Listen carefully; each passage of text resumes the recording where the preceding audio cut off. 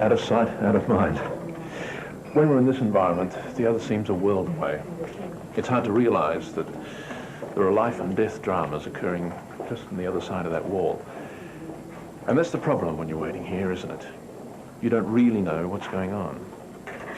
Well, we can't tell you exactly what's going on at the time you're watching this, but we can give you some idea of just how an emergency department does what it does.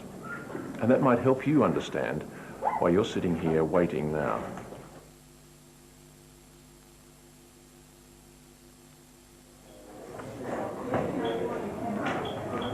Perhaps the first thing to remember is that it is what the name says it is, an emergency department. So it's set up to cope with crises, not with routine problems. Because of this, it's not quite like your local doctor's surgery. You can't make appointments, and you don't get seen in the order you arrive. The treatment criteria here don't even consider that. Treatment here is based on one thing and one thing only, the patient's level of medical need. So, Mr. Lonsdale, what's brought you to hospital today? I'm just not right. I need a check. I'm just that much out of breath and the pain. Oh, yeah. All right. Have you been seeing anyone previous to this before? When patients arrive here, they'll be seen by a specially trained triage nurse. Triage is a French word that comes from wartime. It meant the sorting out at the battlefront of casualties according to the urgency of the treatment they require. That's pretty self-explanatory. And it's a very good word to describe what this nurse does. The triage nurse knows exactly what's happening in the department, what areas are busy, where the beds are, what doctors are on, what the staff skill mix is. This position is a bit like that of a policeman directing the traffic. Everyone is seen by the triage nurse, whether they walk in the door or come by ambulance, and this nurse has the responsibility of assessing the patient's need and assigning the patient to one of 5 categories. These categories were devised by the College for Emergency Medicine and are used in all emergency departments right across Australia. Which one of these a patient will be assigned to is based solely on an assessment of their medical problem. Category 1 is treat now. No delay, no waiting, everything else has to stop. This is not the category any of us really ever want to be in, because it means we're in a very bad way indeed. Category 2 means the patient needs urgent medical attention from the very next available doctor. People in both of these categories go straight onto a bed, and both of these categories are serious emergencies. Category 3 means the patient needs medical treatment within a short period of time, or their condition could get worse and they could move up the scale. But the condition at that moment is not life-threatening. Now, a Category 4 patient has a serious medical problem, but it's the type of problem that probably won't get any worse in the immediate future, and that person is able to wait until a doctor is free. People aren't left to wait in severe pain, however.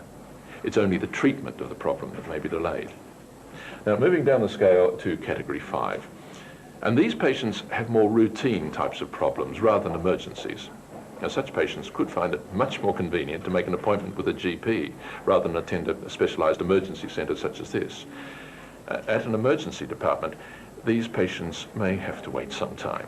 They will be seen, however, but only after all of the patients in these other categories have been attended to.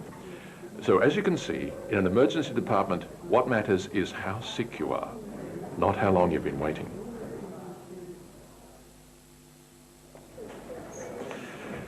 Deciding who to attend to first is a crucial part of the process.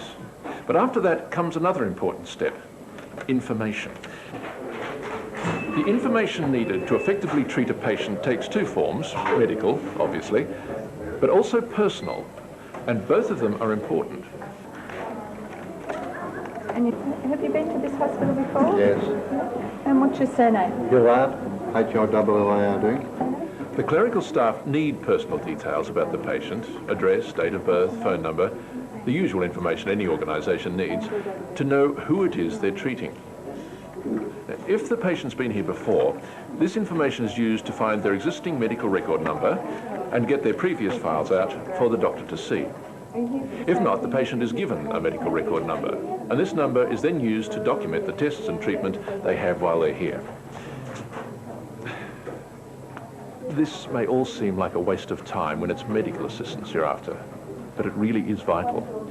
If they get this wrong, the patient could be given a drug they're allergic to and end up in a worse state than when they arrived.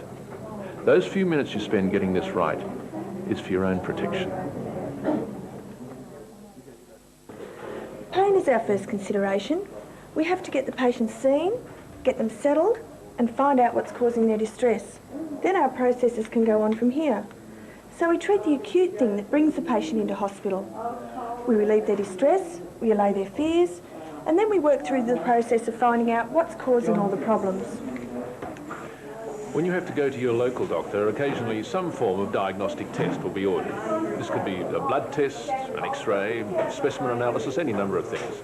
And generally, the sicker you are, the more of these you'll need. But they all have one thing in common: they take time.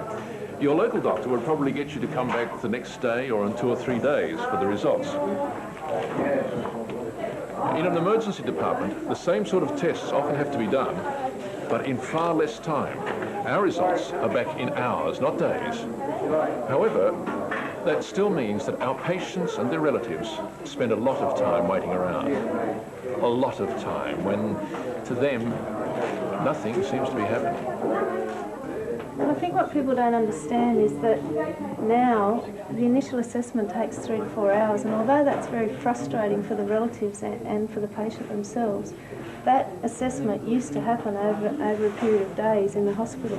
So now it happens while they're down here, and it is much better for the patient in the long run that it's all done while they're here. An emergency department is a bit like a chess game, really. To an onlooker, things seem to be happening slowly, and it seems a long time between moves. Yet to the players involved, the pace is frantic, and their concentration cannot lapse for a moment. Basically, it's organised chaos, but the perception of some people, especially in the waiting room, is that sometimes there's not very much happening at all.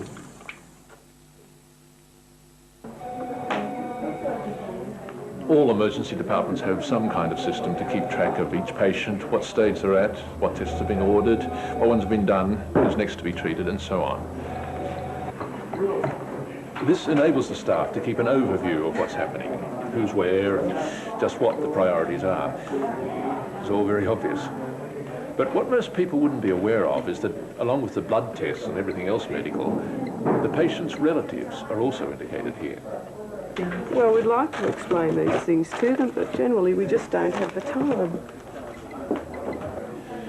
The first priority of the staff here is obviously the medical welfare of each patient. But second to that is the patient's emotional welfare. They try to keep relatives and patients together whenever they can, because they know how important it is to each of them. Now, keeping track of relatives in this way ensures that times of separation are no longer than they have to be.